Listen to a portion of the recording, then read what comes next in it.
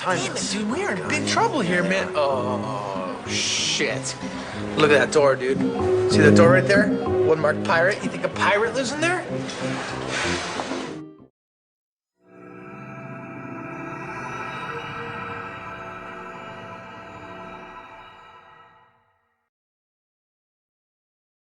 And welcome back to another episode of F.O.R.D.E. Let's be honest with each other here. I saw more hubbub and hype around Path of Radiance being added to Nintendo Switch Online than I originally anticipated.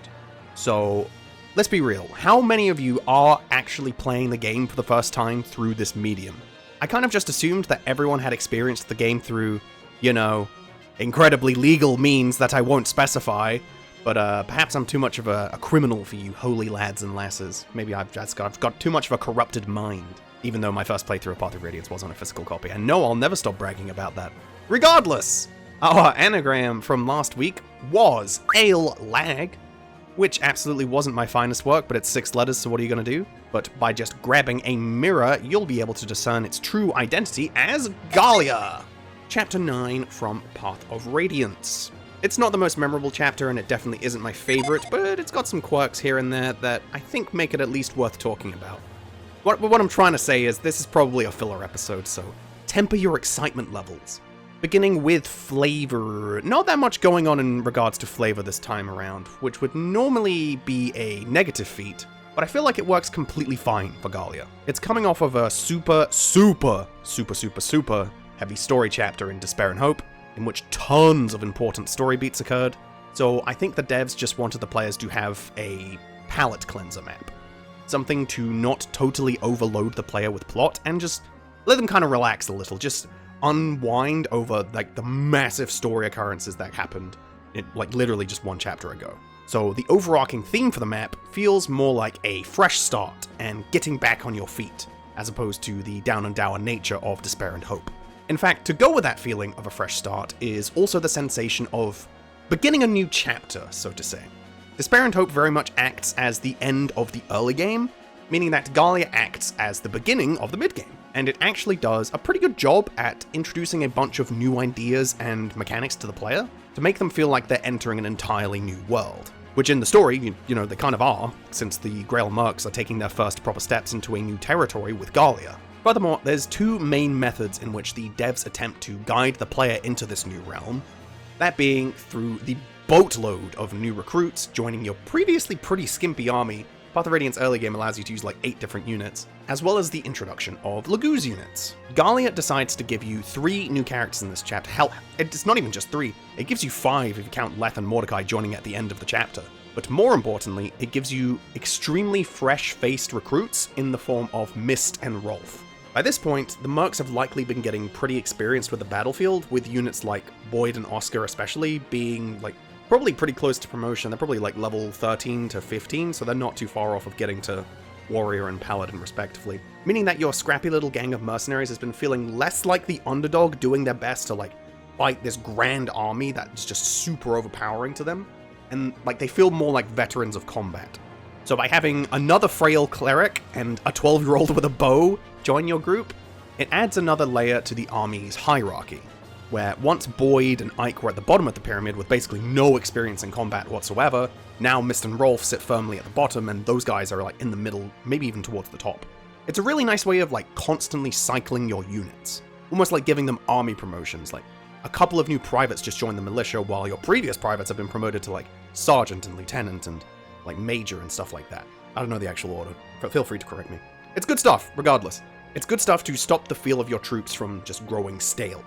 Lastly, in regards to how they introduce Laguz units to the player, I've kind of got mixed feelings by doing this through the application of yellow units. I suppose it's also presenting allied units to the player for the first time, but part of me wishes that they were just playable right from the start.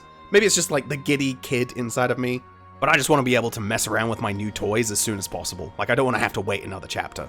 Perhaps you could keep one of the units yellow while the other becomes playable. Mordecai is Leth's subordinate, so have the player be introduced to this new type of unit through his arrival as a blue unit, while Leth will remain as a yellow unit. Something like that. I think that's my only real complaint with this chapter's flavor. It's there to act as a clean slate for the Grail mercenaries, and honestly, I think it does it pretty well.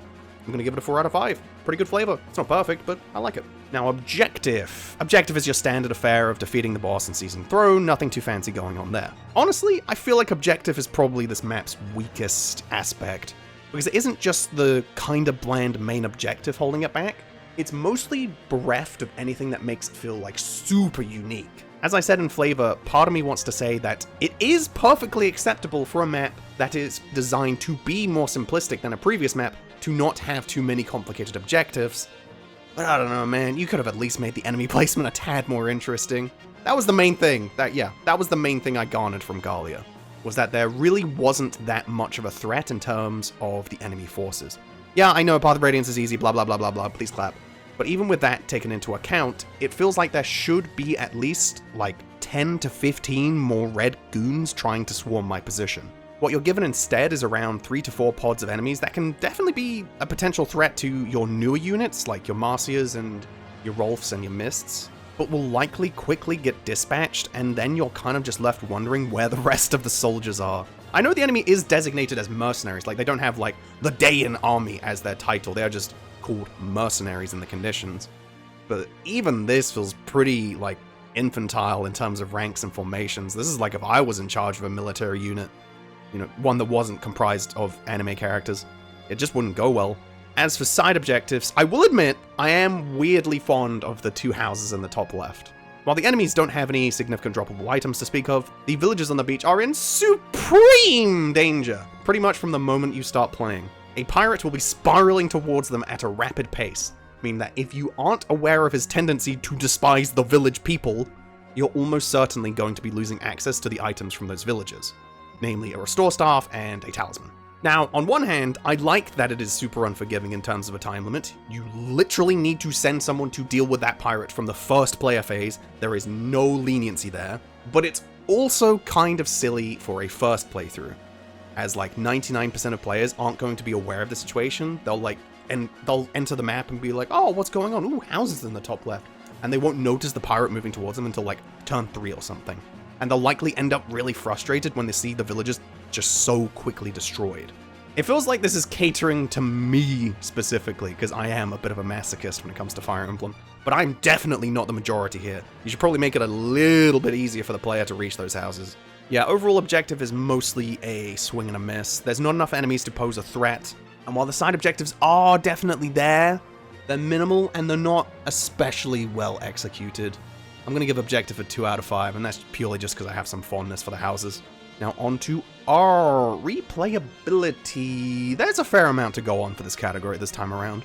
As stated in objective, just having the villagers present and always in some form of danger, if the pirates are still breathing, is potentially bad for objective, but it actually really helps replayability. It's very unlikely that players will be able to reach these villages in time before their destruction, so they'll be left wondering if these houses were even visitable in the first place. And if they were, what possible treasures they could be holding. It's really nothing fancy, but it is nice to get these items. By just having this simple little mystery box for the player to remain curious of, the devs have given Gallia something noteworthy where a lot of other chapters remain lacking. Aside from this, I'd say Gallia is the first chapter in Path of Radiance to really open up and allow the player to choose which units they're going to be using in the long haul, so to say. As I have mentioned in previous chapters, the early game significantly limits your options by just not giving you that many units to play around with. Here though, the game gives you your first flyer with Marcia, another healer option with Mist, and Rolf is also around if you want to utilize his incredible power and overwhelming presence. Use Rolf, he's a good boy. Don't do it, don't look at his stats or his weapon type, he's a good boy, trust me, he's good.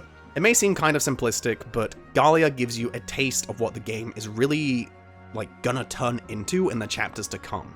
As directly after this is the Prison Break chapter that will be giving you even more units. So this chapter acts as like a nice hors d'oeuvre of things to come. Perhaps this might be a little bit high and a little bit presumptuous, but I'm gonna give replayability a 3 out of 5. I do like that this chapter it's the beginning of Path of Radiance opening up, and I can respect it for that. Now here we are at difficulty. God, I'm getting really fucking sick and tired of having to talk about difficulty with Path of Radiance, because there's always that big nagging issue of the game itself just not being that difficult. Even on the highest difficulty, that isn't Maniac. No, I'm not playing Maniac yet, you can't convince me. The only real difficulty that a player could get out of this chapter is through positioning your army correctly in the more open areas towards the bottom of the map, i.e. making sure your squishier units aren't in range of javelins or archers. I don't think there's any mages in the chapter, but like, just out of range of 1 to 2 range, whilst sending someone to go and combat the pirates on the top.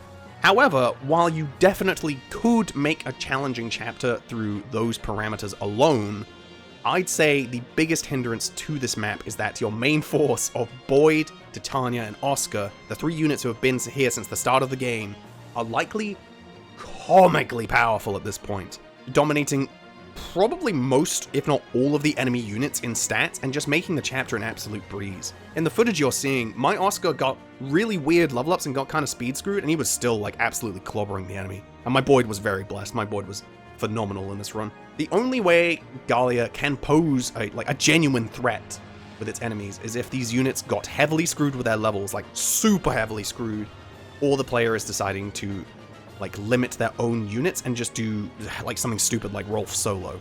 And as based as that sounds, the majority of players are just going to go through the chapter normally, and outside of the houses that are very likely to be destroyed, the chapter just doesn't offer anything significant in terms of challenge or difficulty. I really, like I said at the beginning, it's really tedious to just give low ratings with difficulty, but there's not much I can do here. Path of Radiance does have the occasional like difficult chapter, but here it's just there. I don't even think this is a new resolve situation where the chapter is purposefully designed to be easy. I just think it's a bit, like, awkward. I just don't think the enemies are quite strong enough. I think it's just a Path of Radiance issue. I'm gonna give it a 2 out of 5. You could maybe argue a 3 out of 5. I don't think it's a 3 out of 5. 2 out of 5 is fine. And now here we are at the end of all things with E! Enjoyability. Speaking as someone who has basically been non-stop glazing every single Path of Radiance chapter we've done thus far, it might come as a surprise for some of you that I actually don't like this chapter a whole lot. I think the villages being on an extremely strict timer is neat, but ultimately not that fun to interact with because it's mostly just a move unit A to point B situation, like just send Titania to go deal with it and it will mostly just solve itself. So it's not actually that interesting. I think Marcia spawning in an awkward location and kind of forcing the player to move their Ike, like, backwards to go and recruit her is silly. Like, on your first playthrough, you're just gonna move Ike with the rest of your gang and then just be like, oh, look, Ike, I'm coming here, oh, crackers! That's what Marcia sounds like, and you'll have to move Ike back and just like, oh, fuck, I gotta waste like 3 turns with Ike. It's just irritating. Yeah, I think that's the overarching theme with the chapter to me, is just, there's a bunch of small annoyances, like a little bit here and a little bit there, a little bit over there, that just add up into one great big pile of like, blech, like, It's a very like, chapter for me. Like, I can appreciate how the chapter works as a tabula rasa for the player, but I just don't think there's enough noteworthy here for me to properly enjoy. Like, let's just use the previous chapter and the next chapter as examples. In comparison to Despair and Hope, which has excellent atmosphere and wonderful storytelling, like, it doesn't really offer that much outside of just being a fresh start for the player. In comparison to Prisoner Escape after this, which has a bunch of unique mechanics and really great chapter flow and has an alternate way to be played, like, Gallia just comes off as really simplistic in how it's presenting its objective, which again, is awkward to talk about because, like, it's kind of purposefully designed to be like that, but even still, like, it could just be a bit better. It just doesn't really stand out amongst the rest of the giants in Path of Radiance. I'm gonna give Enjoyability a 2 out of 5. Even if it is simplistic on purpose, it could have been done more effectively, is what I'm trying to say at the end of the day. And that is going to wrap it up for this week's episode. Gallia is basic, and that's fine. Not every chapter needs to be like an absolute massive explosion of flavor or difficulty. Some will just be very simple in order to gently guide the player into some of the more complex chapters. It introduces a bunch of new mechanics to the player, rather effectively, and it's relatively upbeat, especially compared to the previous chapter. So even if it didn't score the highest, I'd still say Gallia is a decent chapter overall. Now, in regards to our anagram, next week's episode will be the final episode of the season. I'm just going to say this now if y'all are unaware. A season of F.O.R.D.E will be 24 episodes. So I'm going to be taking a long old break after the next one is done, like a good couple, maybe a few months. So be prepared for maybe a drought in regards to F.O.R.D.E. I'm glad you guys have been enjoying it. Thank you so much for the positive feedback. It's been wonderful. So without further ado, temper your expectations effectively for your final anagram of Season 1, which is none other than Ethos through Foe. For those in the back. Ethos through Foe. Alright, that's going to wrap it up for me this week. Hope you all enjoyed. Hope you all are having a great time in your lives, as always. Hope you're experiencing some new things or just being very, very nice and comfortable. Nothing wrong with being comfortable. But make sure to get out of your comfort zone every now and then. Explore the deep. Go out of bounds. Go into space. Can you go into space? If you can go into space, go into space. Why not? Fuck it. Be an astronaut. Alright, that's it for me this week. Have a great time, everyone. I'll catch you next week for the final episode of F.O.R.D.E, Season 1. Bye-bye.